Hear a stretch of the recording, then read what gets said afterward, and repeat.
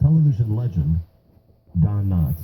Mr. Knotts. Something that frankly should have been done about 3 minutes ago when we were in commercials. Mr. Knotts will speak with you now. Beautiful. All right. I heard that very sensitive. Are you ready? Well, frankly, that is no way to speak to a man who I honestly consider to be a legend. Absolutely And a I will, legend. Made us laugh and still makes us laugh. But I'm going to embarrass him when he knows how many episodes of Andy of Mayberry I have memorized, and I will give you my all-time favorite Barney Fife episodes. Oh, fantastic. And I'll tell you that the Barney Fife episode, when the Andy of Mayberry show went to color, was the only decent episode that they ever did on that show when the show went to color. Oh, good.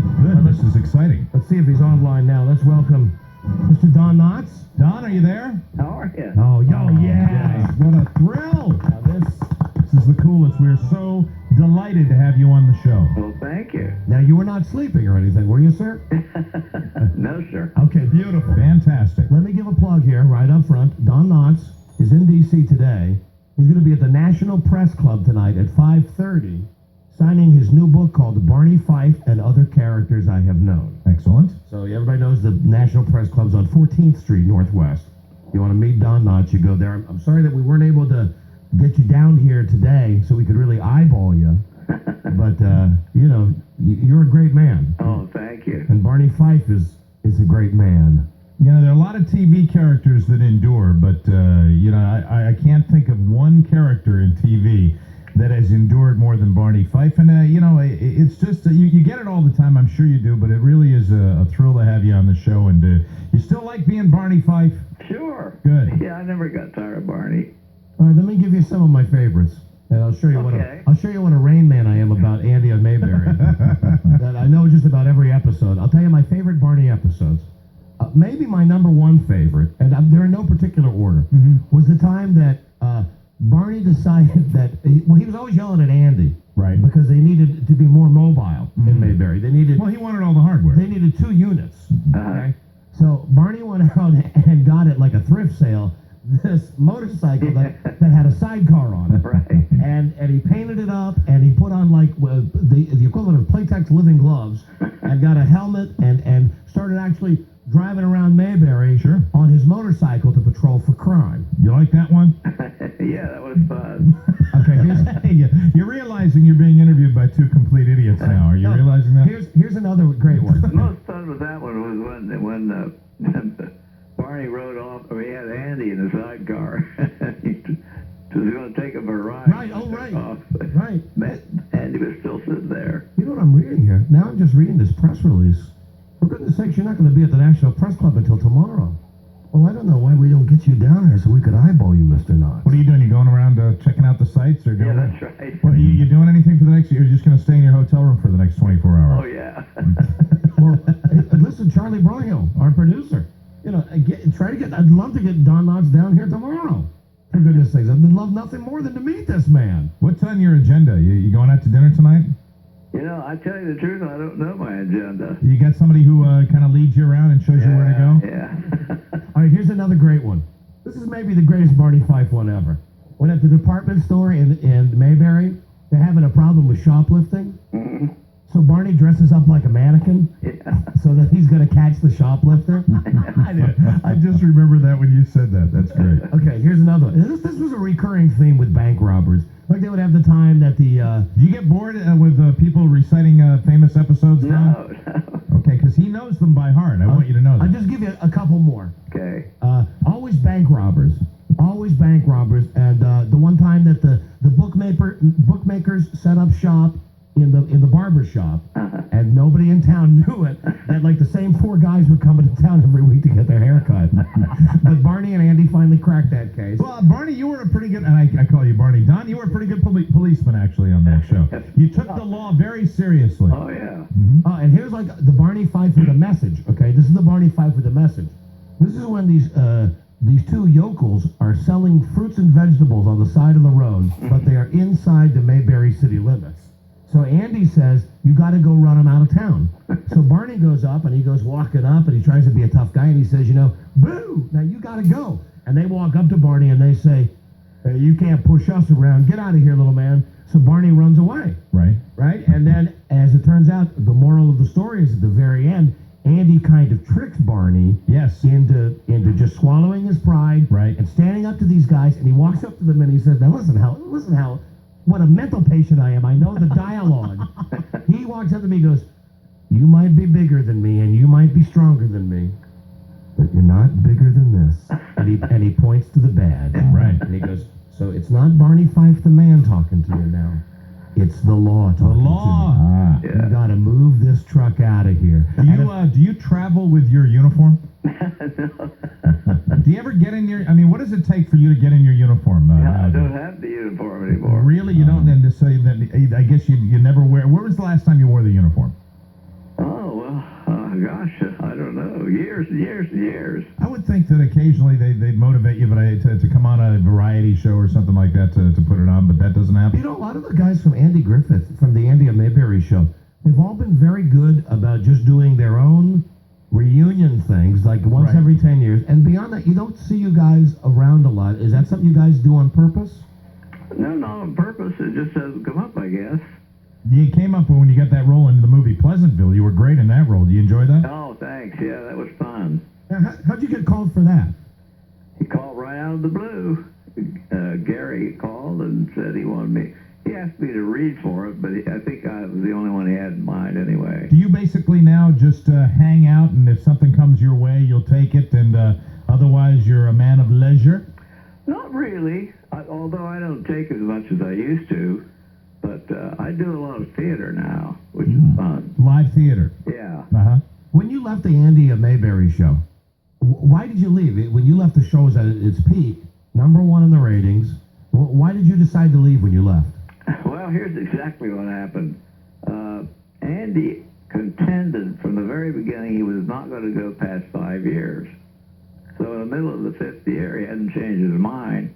I started looking around for work for the following year, and I got offered a picture contract at Universal.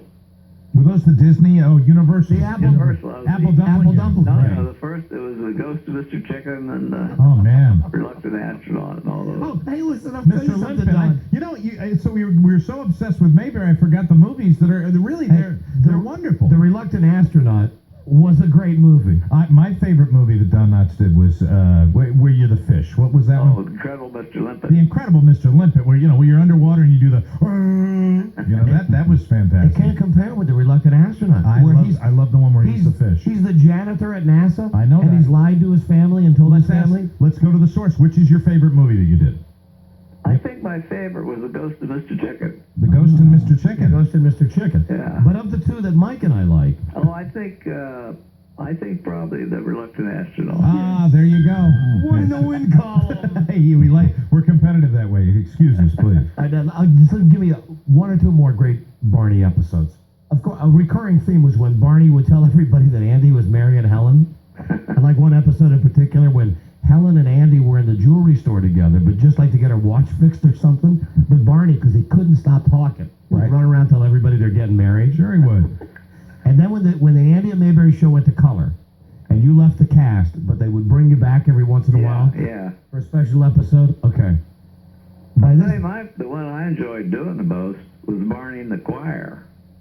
Oh my God, that's where you had the real high singing voice, right? is that the one where at the very end Or didn't they ended up playing a record? and you lip sung So to they it? had this guy sing. Oh, he was in the background and he sang, and then you opened your mouth, Yeah. and it was like, Mayberry, yeah. Great one. This one in color. It's where Barney has now moved on to the FBI in Mount Pilot, except he's really just like the guy who goes out and gets coffee and donuts and stuff. So Andy comes up to me to spend the weekend with him or Right. something. And as it turns out, the people that Barney's living with, the family he's living with, they're a family of grocery store robbers. And they always know which This is in color? yeah, they know which grocery stores to rob because Barney comes home at night and says, "Hey, we're going to be staking out the west side tonight." And as it turns out, they rob all the grocery stores on the east side. Fantastic. So as it turns out, of course, Andy really figures it out, but Barney gets all the credit, and he ends up being the hero. Good for Barney. You keep in touch with any of those guys? Yeah, I see Howie Morris quite a lot, and don't see Andy as much because he moved back to North Carolina. But we talk on the phone a good bit. You know, speaking simply character-wise, on that show, Andy of Mayberry, if you don't mind me asking this question, how far do you think the relationship between Barney and Thelma Lou went? I mean, do you think it went past? Do you think it ever went past kissing? Do you think Barney ever got any from Thelma Lou? I don't think he did. You don't think so? I don't think so. When you left that show, were you offered any kind Now, of? on the other Yes. hand, the lady on the phone, Juanita, that's Oh. a different story. Juanita. Yeah, Barney would always get in trouble for be talking to Juanita. Did they ever offer you a spin-off of, they did a variation of the Andy Griffith Show. Were you ever offered any kind of spin-off after you left the show? No. That amazes me that didn't happen. How many Emmy awards did you win? 5. 5 Emmys. So you're 5 for 5. Well, actually, I won 4, and then I won 1 when I came back. And where do you keep them, Don? In the den. You're a plain speaking guy, Mr. Knotts. You really are. In the den. Fantastic. Well, listen, we are just huge fans of you and of Andy and everybody on Mayberry. Who do you like today? Who do you like today that's on? Do you watch much television today? I think my favorite show of all time was, since we went off the air, was Seinfeld. Really? I love Seinfeld. Yeah, see, he still got it. I watch Frasier now. I love Frasier. So you like all the ones that everybody else likes, pretty much. Yeah. Yeah. Do you like the Who Wants to Be a Millionaire show?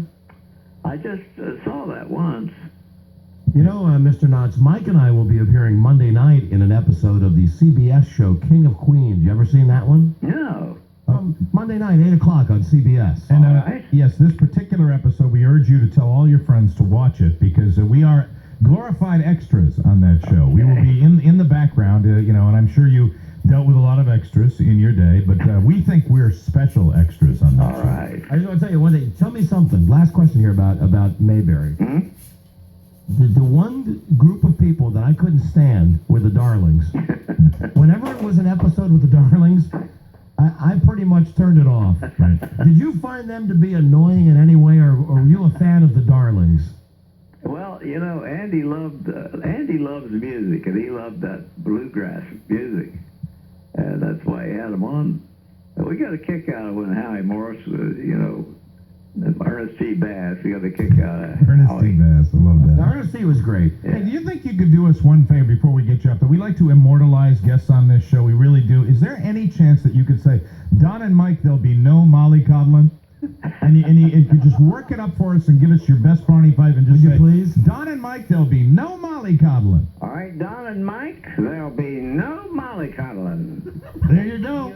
Well, that's a keeper. Fantastic. That's a keeper. Now, listen, Mr. Don Knotts will be at the National Press Club, not tonight, tomorrow night, Thursday, November 18th. Right. And I certainly hope that our producer talks to the people from your book company and try to get you down there, because I'd love to eyeball you. I really would.